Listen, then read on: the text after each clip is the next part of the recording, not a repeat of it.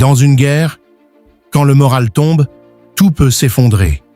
Des combattants du groupe rebelle M23 quittent les forêts, sortent de leur position et déposent les armes devant les soldats des forces armées de la République démocratique du Congo.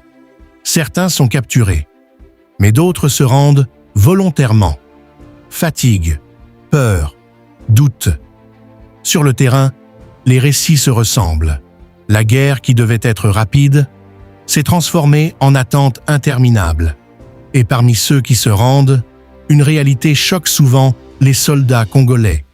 Beaucoup sont très jeunes, des adolescents, des jeunes hommes qui, il y a peu encore, vivaient une vie ordinaire. Aujourd'hui, certains comprennent que cette guerre n'était peut-être pas la leur. Alors, ils choisissent de survivre. Mais chaque reddition a un impact bien plus grand que le simple départ d'un combattant. Car dans un groupe armé, le doute est contagieux. Quand un homme part, les autres commencent à se poser des questions. Pourquoi se bat-on encore? Qui gagnera vraiment cette guerre? Et surtout, qui paiera le prix final? Même autour du pouvoir accusé de soutenir cette rébellion au Rwanda, certains observateurs évoquent aujourd'hui des divisions internes et une méfiance croissante. Dans les guerres longues, la confiance devient rare. L'histoire militaire est remplie de batailles spectaculaires. Mais les guerres ne se terminent pas toujours par une explosion.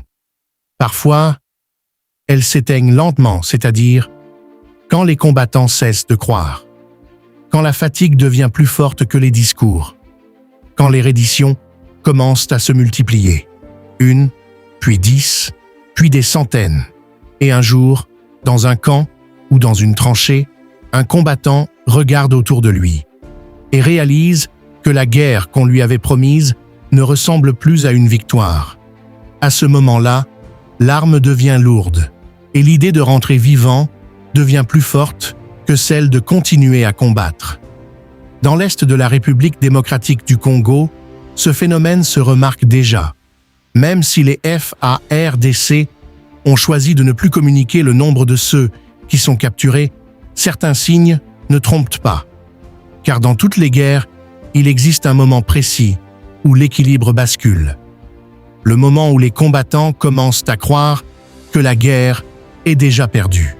Et pour certains, ce moment pourrait être en train d'arriver sans doute. Selon vous, ces redditions sont-elles le début de la fin pour le M23 ou simplement une pause dans un conflit qui risque encore de durer? Écrivez votre analyse dans les commentaires.